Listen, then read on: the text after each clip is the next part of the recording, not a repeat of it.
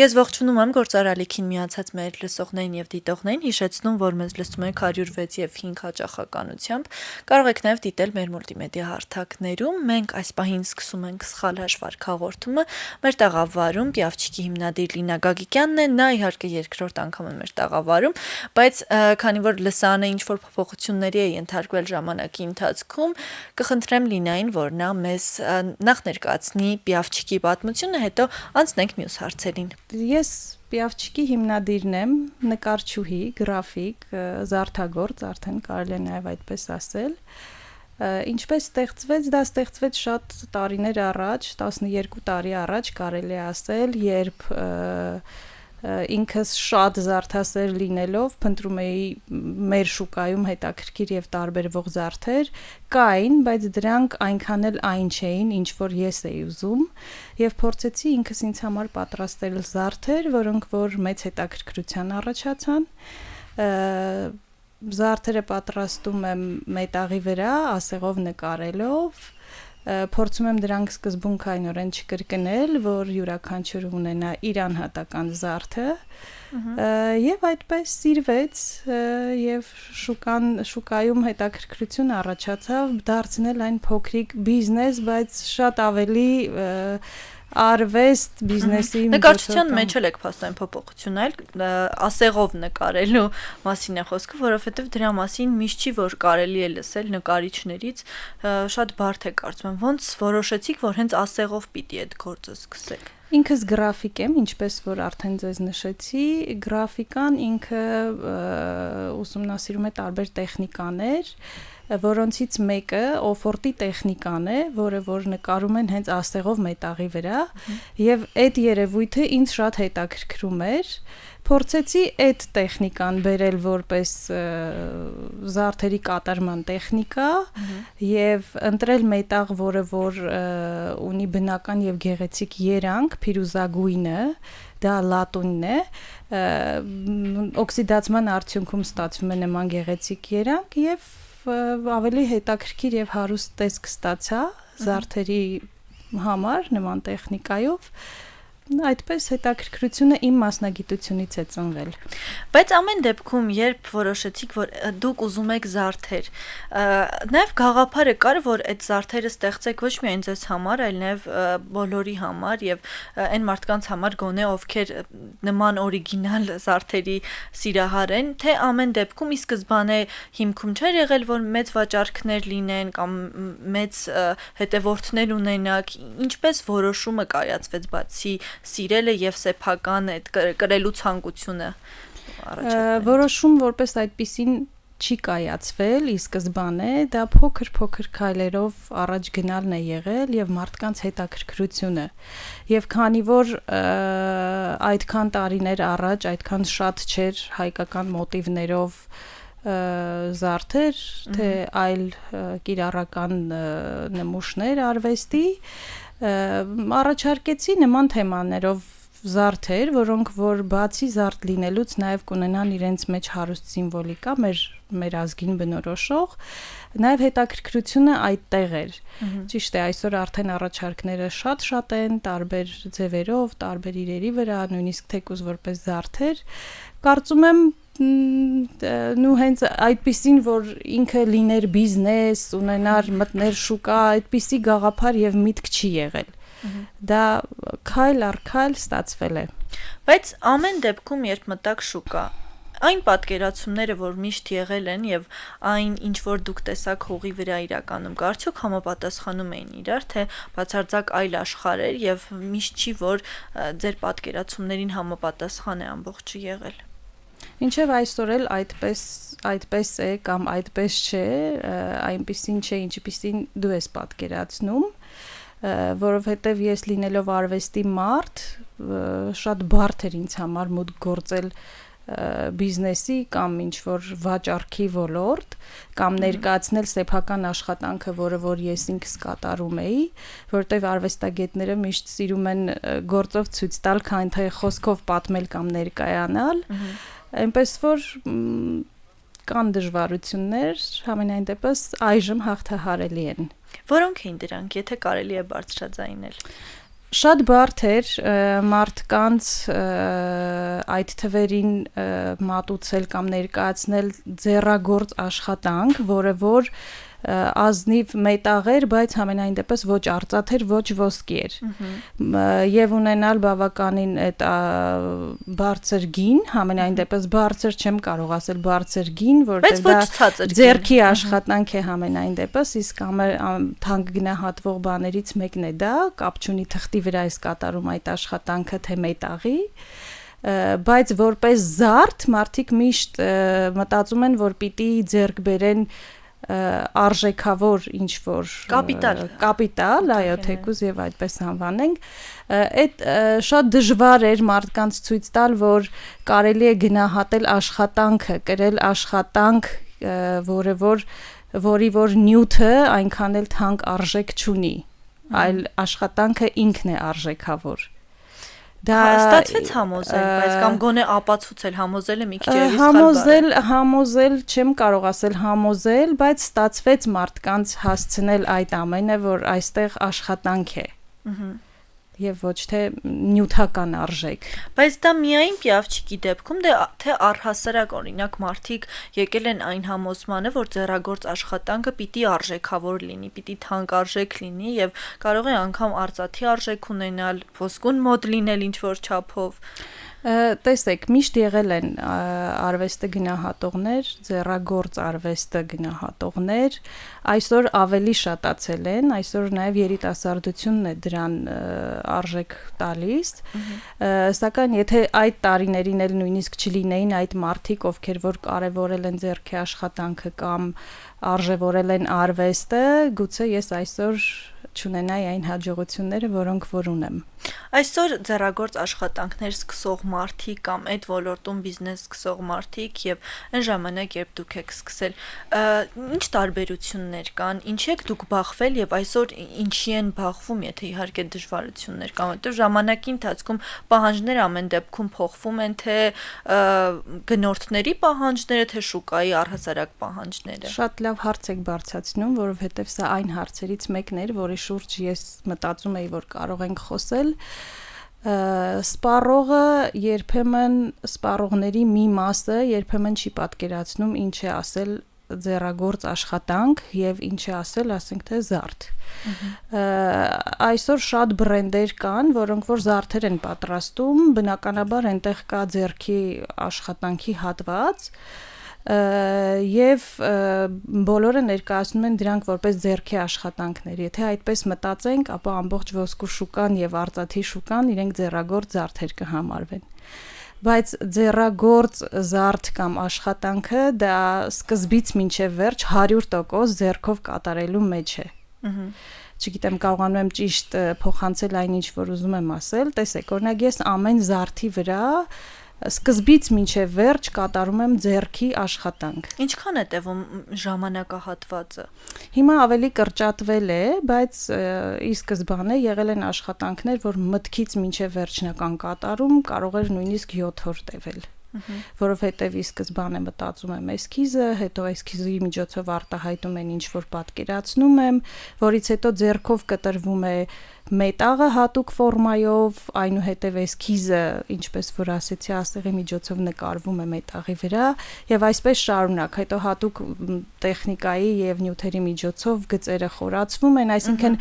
ամեն քայլի ժամանակ կա ձեռքի միջամտություն, որի դեպքում էլ կամ որից հետո էլ նույն աշխատանքը նույնությամբ կրկնել, եթե շատ էլ ուզենք, դա հնարավոր չի լինի։ Չէ, որ հնարավոր է լինում դա բացատրել լսարանին, որ փորձում եմ, փորձում եմ, դրա համար է գոնե թե արժեքը բարձր կամ միջին։ Այո, էներգիա փորձում եմ չխնայել եւ մարդկանց տեղ հասցնել, որտեվ բոլորը չի որ պատկերացնում են այդ ամեն ինչը։ Այսինքն այդ մասով հաճախորդների հետ խնդիրներ ունեցել եք կամ երբեմն եղել են խնդիրներ, այո, նույնիսկ մի անգամ մի կին սենց արժեքը հարցնելուց հետո սենց գցեց ինձ վրա, ասեց, «Էս ժեշտի կտորն ինչով որ էս արժեքի ես վաճառում», բայց հետո այդ կինը դարձավ իմ շատ լավ հաճախորդներից մեկը։ Համենայն դեպս երևի ստացվեց մարդկանց բացատրել, որ ինչ է սա եւ ինչպես որ մեր կարգախոսն է մի կտոր արվեստ, որը որ ներկայացում է զարդի միջոցով։ Դուք հաղորդման ընթացքում սկզբում ավելի ճիշտ նշեցիք, որ եւ նկարիչ եք եւ զարդագործ, բայց ինչպես հասկանում եմ, կյանքն է օգնել ձեզ, որ դուք զարդագործ դառնաք, որովհետև դրա մեջ խորացել եք, սկսել եք աշխատել, արդյոք մասնագետների խնդիր եղել է, թե դուք պարզապես որոշել եք, որ դուք ինքնուրույն պիտի անեք, որովհետև զարդագործներ եւ այն ոճով, որ միշտ հիմնադիրն է պահանջում, կարծում եմ միշտ չէ, որ հնարավոր է գտնել։ Մինչև այսօր էլ ունենք բարդություն այդ առումով եւ եթե չլինի իմ ամուսինը իմ կողքին կանգնած, որը որ նույն մասնագիտությունն ունի, որը որ ես, ինձ շատ դժվար կլինի այդ ամեն ինչը կյանքի կոչել, չնայած որ ունենք մեզ օգնող արդեն թիմ, համենայն դեպս առանց իմ միջամտության դա բարդ կլինի կյանքի կոչել, նորից եմ կրկնում, նույնիսկ էսքիզի հարցում եւ գիտելիք է անհրաժեշտ եւ պետք է հասկանալ ինչ է ուզում հաճախորդը, որ դու իրեն համար կատարես այդ ամեն ինչը այդ փոքրիկ մակերեսի վրա, հուսով եմ կգա մի օր, որտեղ որ ես կդառնամ բիզնեսի ամենայն վերահսկող հատվածը եւ աշխատանքները կկարողանանք Բաշխել, այո, համենայն դեպս այստեղ ստեղծագործ արվեստի հատված կա, որը որ մի քիչ բարդ է, որտեղ արվեստագետները տարբեր ձև են մտածում եւ գուցե նոր մտքեր, թարմ ուղղություններ կարողանանք իրագործել, բայց հիմնական ուղղությունը, ինչպիսին որ ես եմ պատկերացնում, կարծում եմ դեռ այսօր գոնե առանց իմ միջամտության բարդ կլինի։ Երբ որ որոշեցիք, որ այ մետաղի հետ պիտի աշխատեք եւ այն հատուկ նյութերը, որոնք օգտագործում եք ասեղով, ինչ դժվարությունների հետ ընթացքում հանդիպեցիք։ Օրինակ, երբևէ աշխատել եք մետաղի հետ ու արդյոք լեզուն գիտեք, ինչպես ասում են, ինչ հմտություն, ինչ նրբություններ կան, ինչ փուլեր անցաք այդ ժամանակահատվածում, երբ սկիզբն էր։ Մետաղի հետ աշխատել եմ ուսանողական տարիներին, բայց այդ ժամանակ ոչ թե զարդեր էի պատրաստում, այլ նկարում էի մետաղի վրա, որից տպագրական հաստոցի միջոցով ստանում էինք օֆորտներ։ Բարդությունը տարբեր մետաղների հետ աշխատելն էր, ցինկից բացի, որովհետև օֆորտի պատկերը ասեղով նկարում ենք ցինկի վրա, ցինկից բացի անցնել արույրի ու հետո արդեն մարդկանց պահանջին համաձայն արծաթի հետ այդ ամեն ինչը համադրել, մինչև այսօր բարդ է արծաթի վրա այդ աշխատանքը կատարել, նկարել ասեղով եւ նույն էֆեկտով ստանալ այն ինչ որ արույրով ենք կարողանում ստանալ, համենայն դեպս փորձեցինք համադրել այլ լուծումներով եւ դժվարությունները միշտ հաղթահարելի են տարիների եւ աշխատանքի եւ պրոֆեսիոնալիզմի արդյունքում։ Մինչև այդ պրոֆեսիոնալիզմ ձեռք բերելը էլի միշտ դժվար է, չէ, հասնել այդ կետին, որ գոնե ինչ-որ չափով համարես, որ արդեն հմտացել ես, կարող ես անել այս աշխատանքը։ Առաջին աշխատանքները, որոնք կատարում էիք, արդյոք այսօր որ հետ նայեք, միշտ է որ ձեր սրտով են եղել ու ինչ որ բան չէիք փոխի։ Ինչն է, որ, չգիտեմ, օգնել է ձեզ ավելի պրոֆեսիոնալ դառնալ եւ ինչպիսին եք դուք այսօր նայում ձեզ նախկին լինային, ով ստեղծում են այդ ամենը։ Առաջին աշխատանքները այսօրվա աշխատանքներից շատ են տարբերվում։ Եվ նույնիսկ եթե դնեմ իրար կողք, նույն հեղինակի, նույն աշխատանքները համենայն դեպս չեն լինի։ Պատկերացրեք այդ ամեն ինչը պատվիրատուի պահանջով է փոխվում, որովհետև սկզբում ես կատարում էի աշխատանքներ, որոնք որ խամրած էին, ավելի հնաոճին նման էին, բայց օրեցօր հասկացա ինչ է ուզում պատվիրատուն, ավելի փայլուն, ավելի մշակված, ավելի հղկված աշխատանքներ։ Այսօր նայում եք հետ, էլ ինչը կփոխեիք, օրինակ, արդյոք միշտ է, որ ճիշտ ճանապարհով եք շարժվել եւ այդ սխալները, որոնք նայում եք այդ պահին չկային, բայց այսօր օրինակ տեսան անտանելի են, որ այս կետում սխալ էր, որ ես ինչ բան արեցի, այս դիզայնը արեցի, այս ուղղությամբ գնացի։ Փորձեմ հարցին մի քիչ այլ պատասխան տալ։ Արվեստում սխալներ եւ ճիշտ հասկացողություն մի քիչ բարդ է տարանջատել իրարից, որովհետեւ այդ պահին դու անում ես այն, ինչ որ զգում ես, այլ հարց է թե դիմացին այդ կարողանում է դա գնահատել կամ հասկանալ կամ չգիտեմ արժեքավորել։ Շատ բաներ են փոխվել, համենայն դեպս այն ինչը որ կա այսօր, ես շատ ուրախ եմ, հասել ենք ինչ որ կետի, բայց միշտ առաջ գնալ է պետք եւ հուսով ենք ավելի լավն ենք դառնալու։ Իսկ այս ամբողջ ժամանակահատվածում մեծագույն սխալ հաշվարկը, որ ունեցել եք, օրինակ աշխատակից ընտրելու հարցում կամ, չգիտեմ, հաճախորդի հետ շփման լեզուն գտնելու հարցում, ամենամեծը, որ մինչև հիմա հիշում եք ու ափսոսում եք, որ նման բան եղել է կամ նման, չգիտեմ, ճանապարհով եք գնացել, կա ինչ որ նման մի դեպք։ Շատ բարդ հարցեր եք տալիս, իրականում իմ համար մի քիչ տենց հարցերը, չգիտեմ, երբեք չեմ մտածել դրա մասին, որովհետև ամեն ինչ օրգանիկ ձևով է առաջ գնացել, ես ինչ որ մեծ քայլեր կամ ինչ որ Օրինակ մեր հյուրերից մեկը պատմում էր, որ կոշիկ կարելու ընթացքում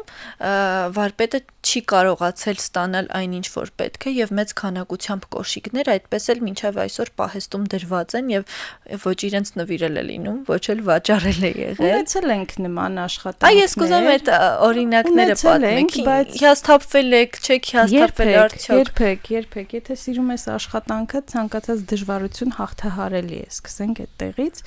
Իհարկե եղել են աշխատանքներ, որ կատարել ենք ինչ որ ժամանակահատված ենք ունեցել ավարտին հասցնելու համար, հասել է նախավերջին օրը եւ աշխատանքը չի ստացվել, ստիպված գիշերներ չենք քնել, որ կարողանանք պատվիրատուին հանձնել այն ժամկետում, որը խոստացել ենք։ Այսպես ասեմ, եղել են անքուն գիշերներ, համենայն դեպս դրանք կարող են դիտարկվել որպես դժվարություն, բայց ինձ համար ճիշտ խոսքը եւ պատասխանատվությունը շատ ավելի մեծ է, քան դա դիտարկել որպես դժվարություն։ Հաճախորդները փոխվել են ժամանակի ընթացքում։ Այո, ոչ թե հաճախորդներն են փոխվել, այլ հաճախորդների պահանջներն են փոխվել։ Այսօր ավելի փոքրացել են զարդերի չափերը կամ ավելի մինիմալիստական, ավելի նուրբ լուծումներով աշխատանքներն են նաև գնահատվում, սակայն տարիներ առաջ ավելի մեծ, ավելի խոշոր, ավելի երևացող աշխատանքներ էին պահանջում մարդիկ։ Եթե կարող ենք դա դիտարկել որպես ինչ-որ փոփոխություն։ Դա ձեզ խանգարող երբևէ եղել է ձեր ոճի մեջ, այսինքն մտածել եք, որ այ այս ոճն է, բայց այն ինչ որ պահանջվում է, միշտ չի որ մեր տեսակին համահունչ է կամ կարող է համահունչ լինել եւ վաղվա համար նաեւ արդյոք ձեր պատկերացումները եւ հաճախորդների պահանջները համընկնում են։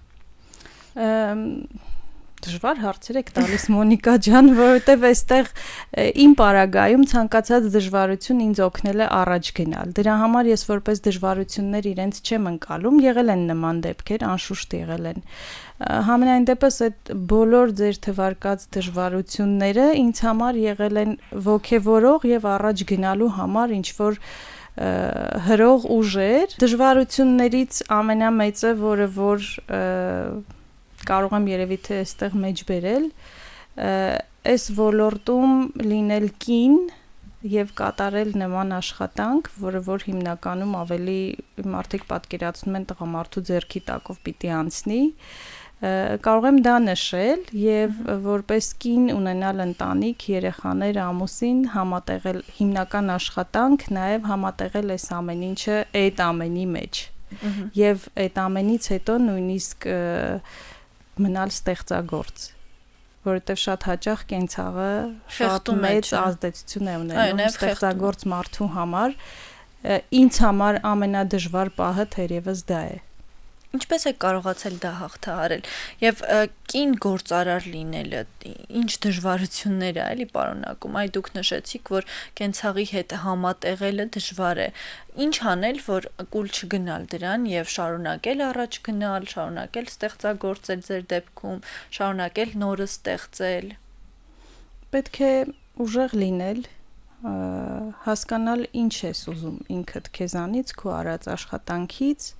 եւ մնալ հավատարիմ քո սկզբունքներին։ Դա ամենակարևորն է։ Եվ այո, փորձել ամեն դժվարությանը որպես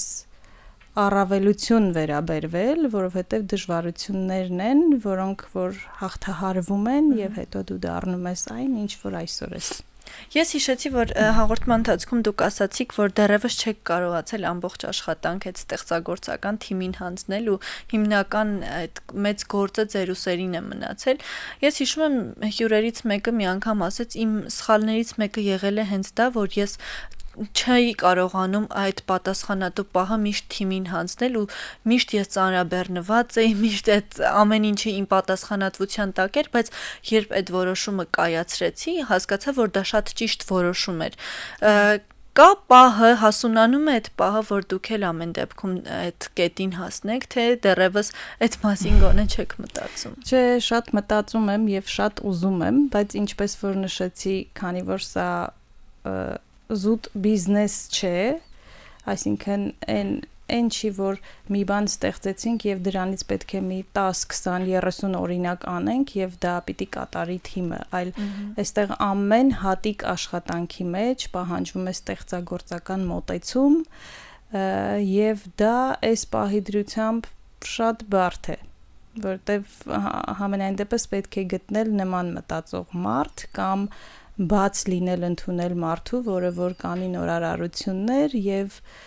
կկարողանանք դա առաջ տանել։ Իսկ մասնագետների մասով երիտասարդ մասնագետներ այսօր կան շուկայում, ովքեր ավելի այսպես բաց են նոր մտքերի առջև եւ ավելի այսպես նորարար լուծումներ են տեսնում, թե ամեն դեպքում դա էլ է խնդիրը, որ չեք կարողանում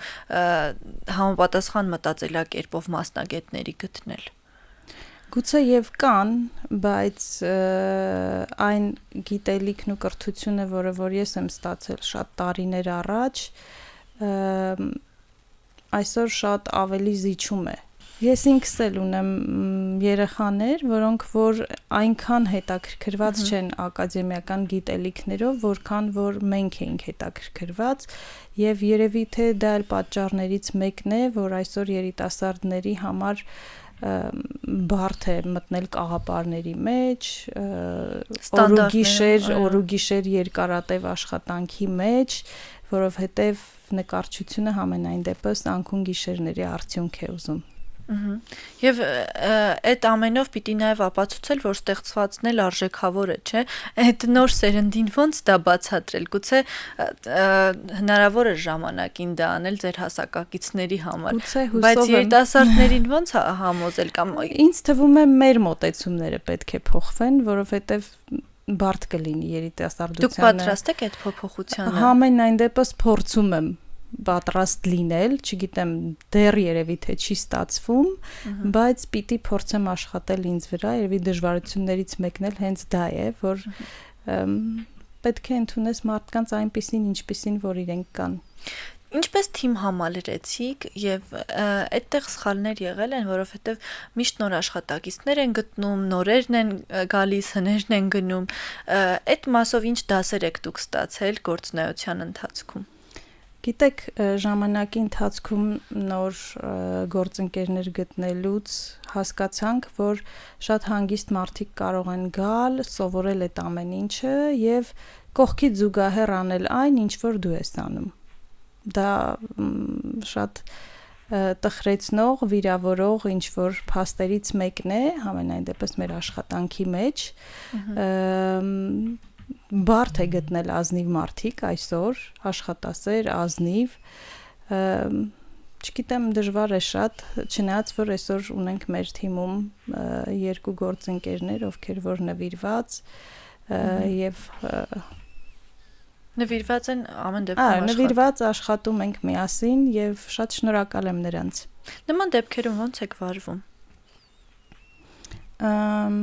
Սկզբում շատ ծանր էի տանում, անկեղծ ասած, բայց հիմա փորձում եմ։ Հաշվարկ ունեցել եք, որ այս աշխատակցին ընդունեք, հնարավոր է, որ նման դեպքեր լինեն, թե մտածել եք, որ անկեղծորեն պիտի գան թիմ ու օգնեն բոլոր հարցերում։ Համենայն դեպս միշտ եղել է այդ վախը, որովհետև երբեք ապահովագրված չես ու երբեք չգիտես դիմացինդ ինչպես է մտածում։ Բայց սկզբում ծանր էի տանում, հիմա փորձում եմ լուր հետևել մարդկանց, որովհետև եթե ինչ-որ բան վերցնում կամ գողանում են քեզանից, ուզում ես հասկանալ, եթե դու կանգնեցիր այս կետում, նրանք էլ են կանգնելու այդ կետում, թե փորձել են ինչ-որ այլ տեղից գողանալ եւ առաջ գնալ։ Այսօր շատ բարդ է այդ հարցը, որովհետև եթե մի հետաքրքիր բան շուկա է դուրս գալիս, անմիջապես կրկնողները հայտնվում են։ Դա միշտ կարծում եմ կա։ Դա միշտ կա, դա միշտ շատ վիրավորող է, բայց ես արդեն այսօրվա դրությամբ եւի հասել եմ այն կետին, շատ հանգիստ եմ վերաբերվում, եթե մարդիկ ունեն դրա կարիքը, ուրեմն պիտի հանգիստ վերաբերվել։ Որքան էլ որ այս ձեռագործ աշխատանքներին նայել արվեստի տեսանկյունից, միշտ պետք է հաշվի առնել, որ այն ժամանակատար է, ծախսատար է եւ պիտի համապատասխան գումար էլ վաստակել դրա դիմաց, որովհետեւ հատկապես հայաստանյան պայմաններում միշտ չի որ հեշտ է լինում գումար վաստակելը։ Այդ ձեզ համար զարդերի վաճառքի մասով խնդիրներ եղել են իրացման հարցով, թե կարողացել եք միշտ հեշտորեն վաճառել այն ինչ որ ստեղծվել է։ Չէ, դա շատ բարդ հատված է իրականում, որովհետև աշխատանք է պահանջում, որ գործը ճիշտ ներկայացնես եւ չգիտեմ, վաճառքները հայաստանյան շուկայում բարդ են իրականացվում։ Պետք է փորձել տարբերակնել դուրս հանելու, համենայն դեպս մեզ մոտ ստացվում է, գոհ ենք, շնորհակալ եմ իմ հաճախորդներին։ Իսկան։ Շնորհակալ եմ ձեզ Ռիցի համար, եթե ինչ-որ խորհուրդ ունեք այն մարդկանց, ովքեր նոր են ուզում սկսել բիզնես, բայց վախեր ունեն, մտահոգություններ ունեն, ինչն է, որ դուք հաղթահարել եք ու այդ մասով կուզեք խորհուրդ տալ։ Խորհուրդս կլինի այն, որ ցանկացած դժվարությունից պետք չէ վախենալ, պետք չէ հանձնվել, այլ պետք է դրանք ընդունել որպես առավելություններ առաջ գնալու հնարավորությունների համար։ Ես շնորհակալ եմ ձեզ եւս մեկ անգամ, իսկ մեզ լսողներին եւ դիտողներին հիշեցնեմ, որ սխալ հաշվարկն եք լսում գործարարիք եթերում, իմ զրուցակիցը Լինա Գագիկյանն էր, Պիավչիկ բրենդի հիմնադիրը, իսկ ձեզ համար Մոնիկա Մամյանն էր աշխատում, կհանդիպենք հաջորդ շաբաթ, հաջողություն։